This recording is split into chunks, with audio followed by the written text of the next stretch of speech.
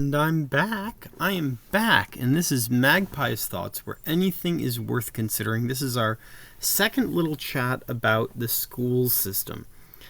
And really, we're just pondering if there's a better way to get money to the American people. And the argument that I was putting forth in the little teaser was that schools and education as a whole is an industry that can get more money out to the public. And what I mean is that it can furnish the entire American economy better than the DoD. And that might seem crazy, but the key here isn't about the volume of money itself. It's about economic impact for your money, right? So if we spend the same amount of money, we should, if we're comparing things, say, well, how many dollars did this dollar make? And remember, money circulates in a currency. So if we make a system where we spend a lot of money in a currency, then we expect a lot of economic development and growth and positive effects throughout the entire system. And we see that with the DoD. I'm not saying we won't, but where? And I think that's the key thing here. Where do we see these benefits? And I mean literally geographically. We see them by military bases. You don't see a lot of the positive benefits unless you're by a military base. And that's fair, that's fine, but we're comparing it to something that doesn't have that problem. So let's talk about schools. Let's say, for example, that the federal government just gave money to schools. But they do, I know, but I'm talking more in a different way. See, a lot of the ways that the federal government gives money to schools and to healthcare is through opt-in programs. And so then it's still siphoned through local governments that can use it. Maybe it's earmarked and can only be used for one thing, but they can still opt out. The money works in weird ways, and so you have to play certain games to get it. That's going to have an impact on the economies. So first, let's ponder kind of the scale of what a lot of money is. And I think this is a good place to start, even if I decide to cut this short because I get bored or whatever. Podcasts are weird because I know I'm going to probably have at least one more talking about this. So I'm always like, well, where's a good breaking point? All right, well, let's talk about money. Actual numbers. If we're talking about the DoD, it's a huge number. They get trillions of dollars every year. Seriously, their budget is over $2 trillion.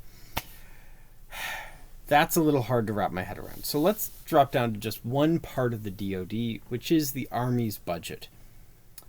And you know what? Even the Army's budget is a little bit too big for me to manage. So let's just go to 10%. 10% of just the Army, not the Navy, not the Marines, not the Pentagon in general, or outside general contracts. Only the Army's budget. Okay? I think that's fair.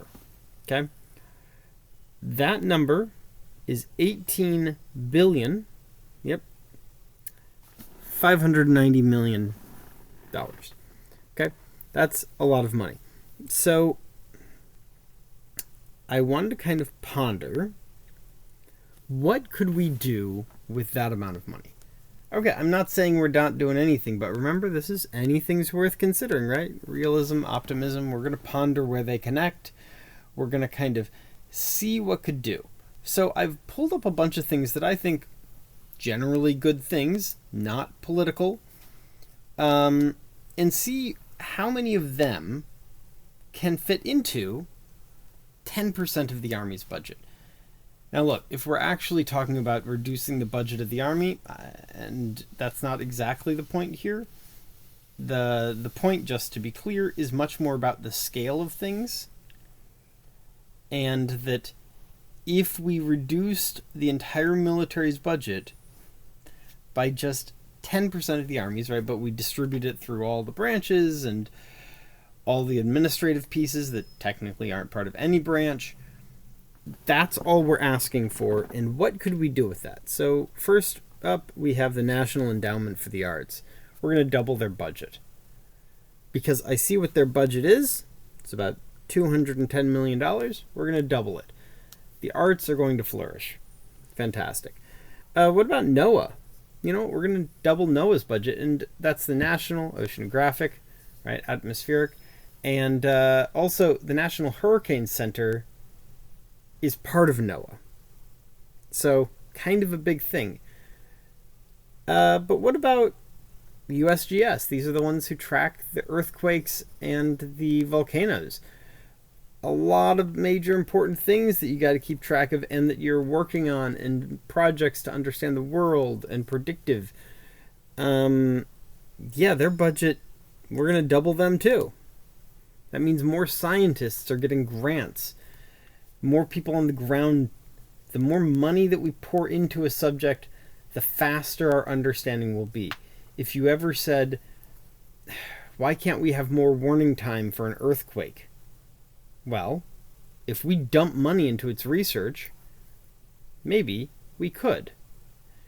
Yeah, but you'd need more sensors in the area, sensors that might not be used, and more advanced sensors. Yes, you're right. Next question. Because we're doubling their budget. Okay, but that's not a lot of bang for that 10% of the Army. I mean, we love the Army, right? I was in the Army. Okay, fair. The Peace Corps. Peace Corps is a pretty good organization. Goes around the world, sends our people.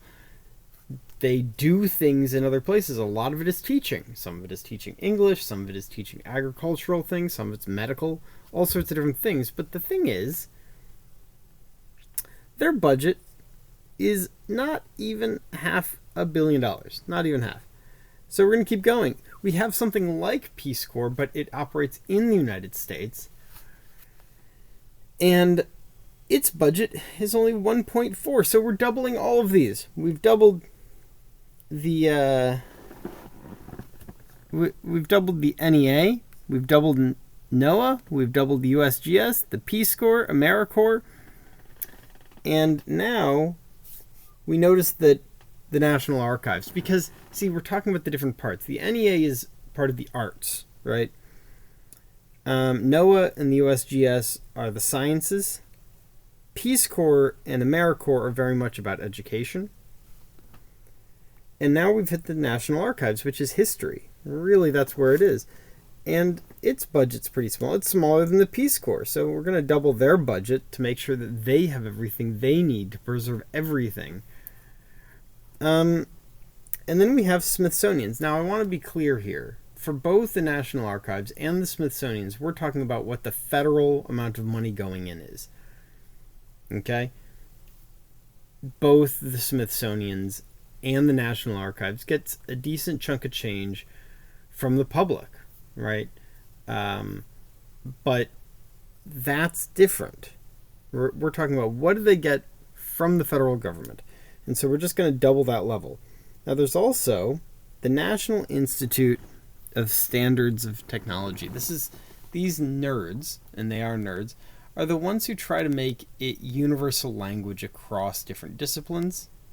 They do a lot of teaching pieces to it, but at high level stuff.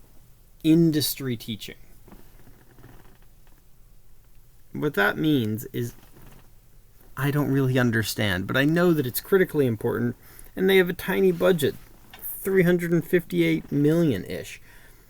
So we're going to add up all these, and we're going to take it, and we're going to subtract it from our original 10% of the Army budget, and we still have a lot of money left over. Seriously, we still have about $6 billion left over. We started with 18. $18 billion is around 10% of what the Army, just the Army, I know I'm making that point, but I really want to make it. It's, and we only spent about $12 billion. For all of that, we're doubling all of their budgets. And you're like, well, what would they do? Trust me, every single one of these has projects that they look at it and they say, well, yeah, we want to do it, but we can't afford to, right? There is so much research that needs to happen for our oceans, and it's like, yeah, we can't afford to do that. Okay. What about having a good ship to just go down and research the bottom of the ocean? Yeah, I mean, the Navy has ships. Well, NOAA must have lots of ships to just... I mean, they're the oceanographic one. It's like, well, I mean, it's not that they don't have ships. It's just that there's a lot of research is being done by not NOAA. And they do the best they can. Look, they're on a shoestring for the size and of not just the physical organization, but the size of the mandate. It's a lot. Because remember, oceanographic covers, I don't know, 70% of the Earth's surface. But even if you ignore that, it's in what ways do they have to study the ocean? Well, they have to study it meteorologically, right? Because they're atmospheric as well. So any storms in the Pacific Ocean that could impact anywhere from Guam, Hawaii, Samoa, right, California coast, any storms coming up the Gulf of Mexico and the Atlantic, right, they got to be on it. Anything over any U.S. territory, they absolutely have to be on. Fair enough. But they also have to study the creatures in the ocean. That's part of their mandate. So if there's a whole bunch of fishing happening in an area and we've noticed that the fish are not alive as much, well, who should take over that? Well, U.S. fisheries maybe, but this is definitely something that NOAA is going to be like, because this is oceanography. They're going to figure out what's going on.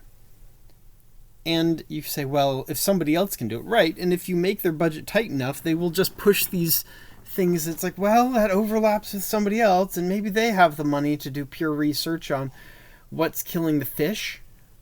But if we had the money, we would do it. Then give them the money.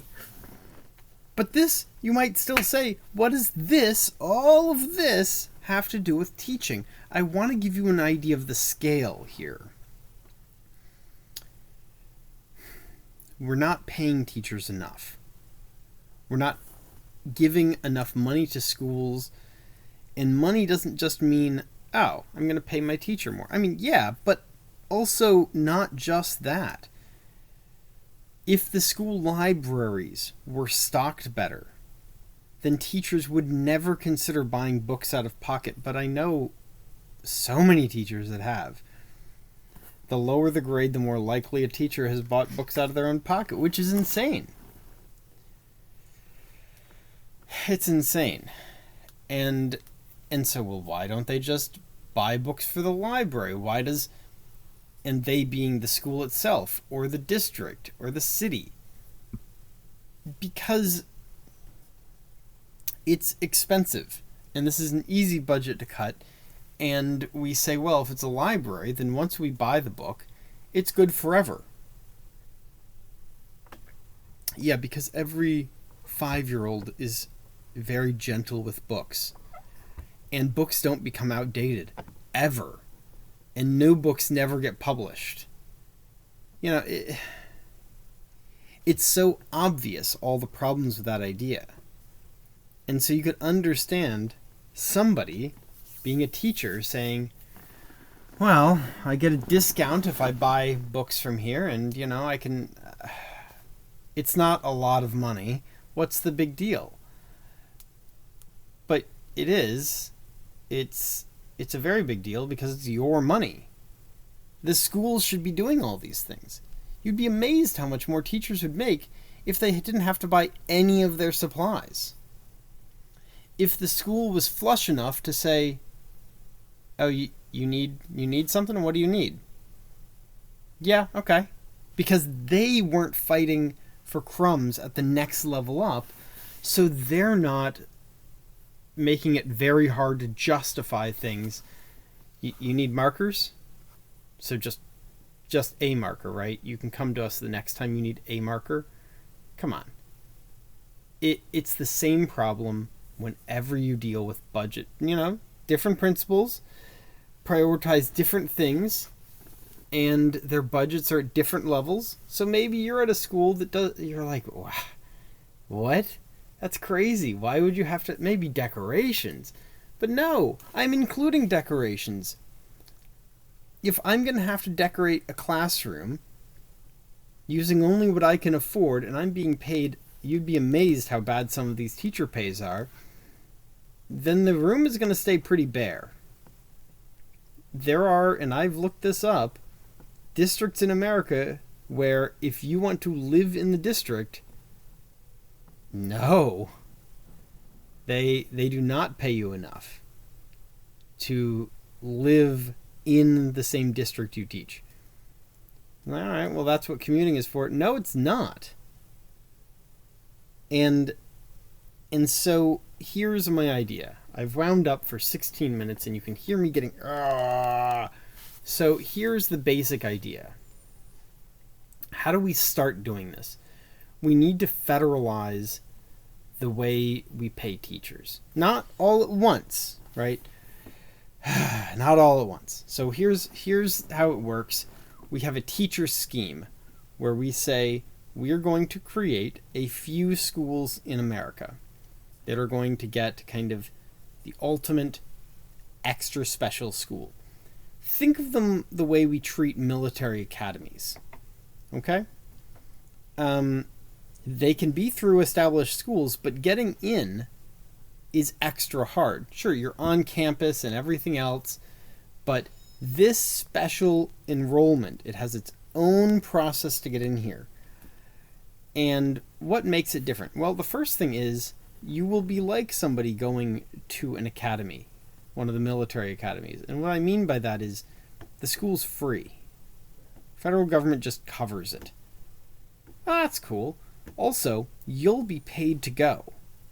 And not just the tuition being paid. I want to be clear. We're talking about room, board, everything. It's all free for you. We've covered all of it. Great. And not only that, but you are getting a salary. It's the equivalent of an E1, a bottom tier private in the military. That's what your pay is going to be. Oh, it's not a lot of money. Yeah, but normal people go in debt, right? You're not paying for your housing. You're not paying for your food. Your medical's covered by the university. All your classes are paid for. You just need to roll through and get your degree. Now, you're going to be there a few years because bachelor's not enough. We're going to make you do at least a master's, long student teaching. This is not an easy program. And more importantly, these are hard programs to get into. I'm not using the SAT, but if you weren't near the top of your high school, maybe we do interviews. Maybe we do aptitude tests of some other type. And basically, you have to be near the top. You have to be near the top because it's going to be such a competitive thing. And once you're in there, it's a tough program. It's rigorous, it's hard, and not everybody's going to make it. But why do we want that? Simple. Because being a teacher is an honor. And the harder we make it to become a teacher, the more seriously people will take being a teacher. Not just the teachers themselves. Everybody takes their job seriously. I'm talking about societally. If you got a job and you tell people, yeah, I'm insert job, fill in the blank, and everyone you're talking to believes this is the easiest job. Like you lucked out. Come on. Anybody could do that. You just wanted to. It's an honor you're serving underprivileged community. And if that's their attitude, then that will impact how they pay you. That they will view this as a charity act of a selfless person. But you see, if this is something very, very hard to do, that won't be the attitude.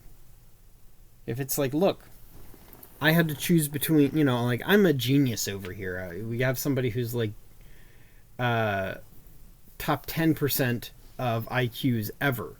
And they said, I had a choice. I could become a theoretical physicist. Yeah, I can see that. A cardiac surgeon. Sure. That also can do brain surgeries, because I'm also neurology. Okay, yeah. Or I could become a teacher. Now, think about how you would hear that and be like, so which one did you pick? Well, pick the one that was going to pay more. And suddenly you need to pay these people more. But let's go back to my example. So we've pumped out a bunch of these teachers. Where do they teach? Well, they're going to teach wherever they want to, right? Every school is going to offer them position. No. They don't get to choose. Just like military, you don't get to pick where you go. This is the catch. For every year you were in school, you owe us 2 years of service. Now look, we're going to pay you like you're an officer. It's going to be good pay. And if you go somewhere expensive, we're going to give you a cost of living adjustment. We're going to give you BAH to cover your housing. You're going to be making good money, but you don't get to pick where. Now, school districts would submit requests to have some of the staff.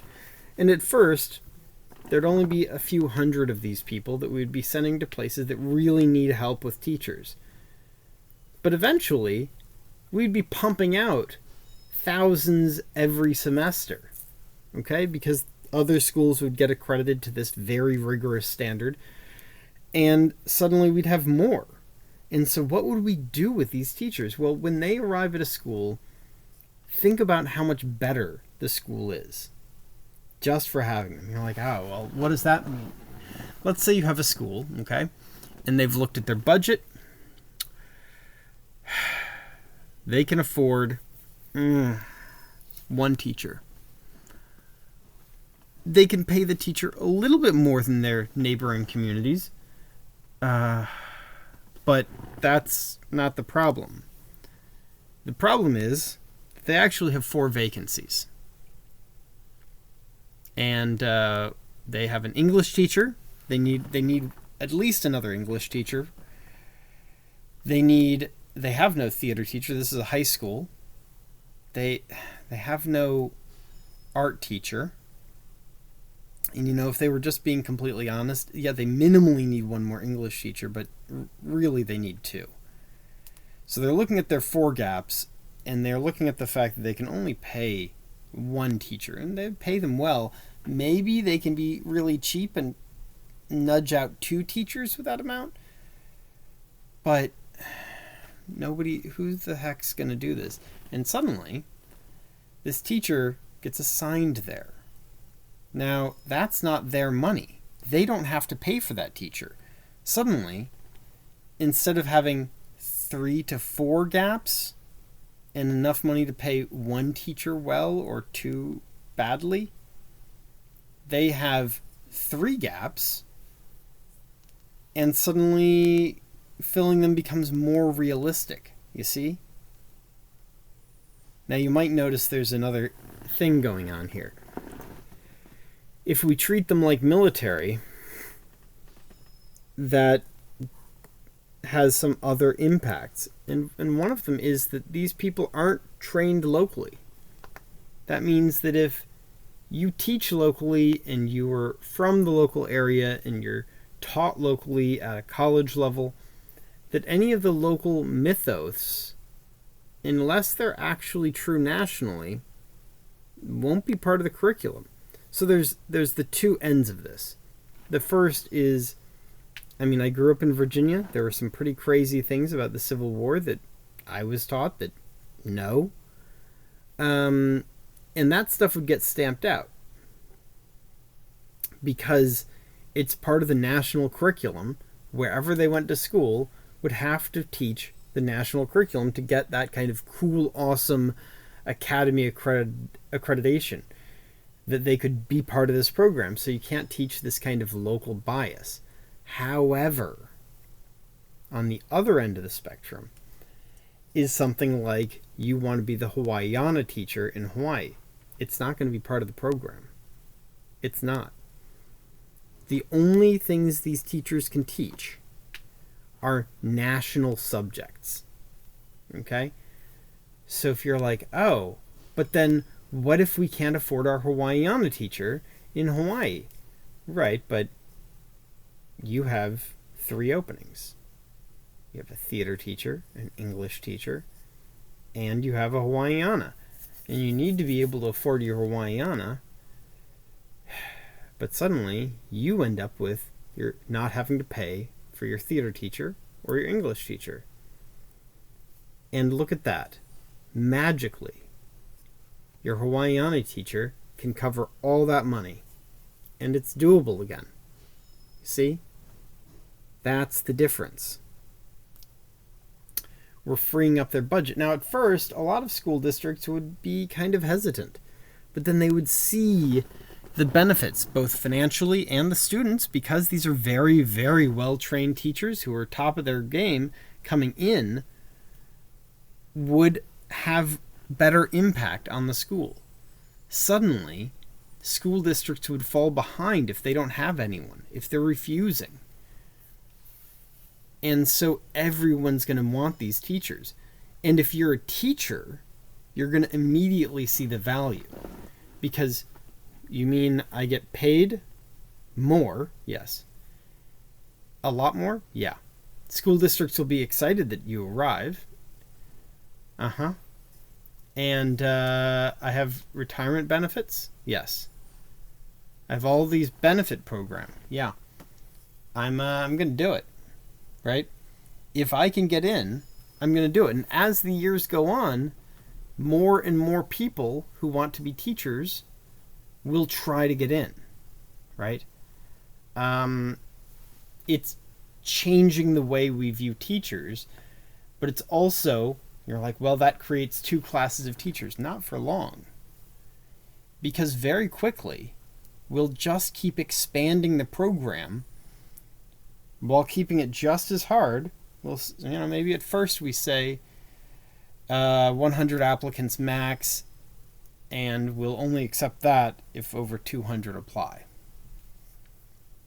We want less than 50% acceptance rates.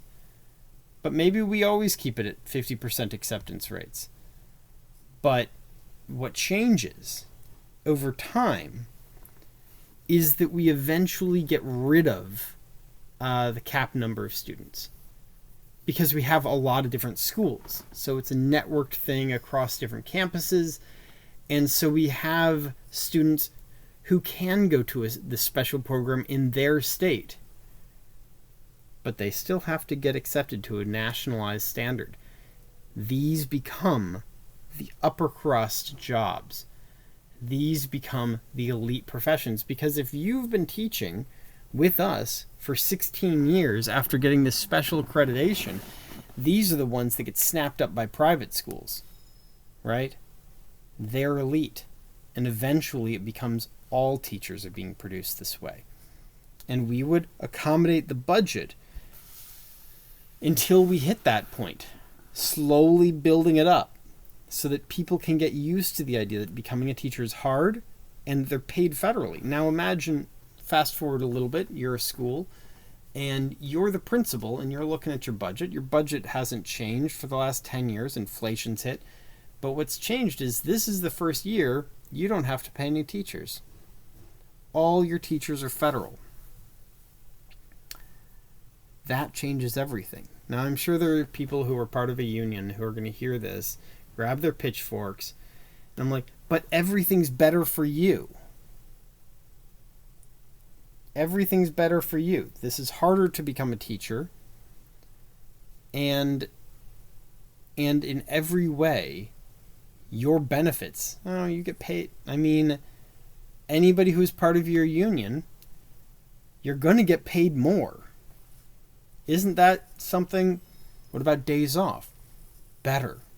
Because most teachers get paid in that sort of, oh, we work 10 months as a teacher, assuming you don't have to work the summer, and so we get paid for 10 months. It's like, well, what about this summer? You can relax, and maybe if you want, you can space out your paychecks throughout the year, but it's not like some magic. But we're going to pay them through the whole year, whether they have students or not. And if they don't, great, they can take vacation. If they do, then we'll give them tasks over the summer to cover if they only have a little bit of students. If they are going to just take vacation, we give them 30 days a year to just blow off and get paid. If it's like, well, what about the rest of the summer? Well, you're still going to get paid. We're not going to cut your salary or anything stupid like that, but you might have to go into the school and work on a project. And maybe it's a research project on which book was better. Maybe we're studying, we have 30 new books that we're looking into the English department including in next year's curriculum. And it's not a big project, but look, you have to read all of them. And you have to give assessments on what types of students and grade levels for each one. You're like, so an English teacher has to read 30 books? Yeah. Are they hard for that English teacher? No. These are the grade level they teach. And you're going to pay them full salary. Yeah. But think about how valuable that information would be. That's very valuable. And they're not teaching. Yeah, so this is just over the summer. That was their entire thing. Yeah. What about the science teacher? I mean, you can do all sorts of things if you have them the whole time. You can have people who are part of the chemistry department just come in, the school's closed, it's all relaxed, but they can do a full inventory. Oh, well, I have teachers that do that, you say. That they do the inventory in the last couple days when there are no students, and they do it again at the beginning of the school year. No. They're going to do the inventory slowly, accurately, over a couple weeks in the summer. Everything. Oh. Well, that's different. Yes. Because we don't want them rushing it. We want it accurate. And if there isn't very much work, then the principal can send them home early. Who cares? It's changing it. It's getting rid of some of that homework clutter, making them more regular people. And look, I've talked now for over half an hour, and I think there's a lot of ideas here. Probably going to talk about this again, but for now, I'm going to just, till next time.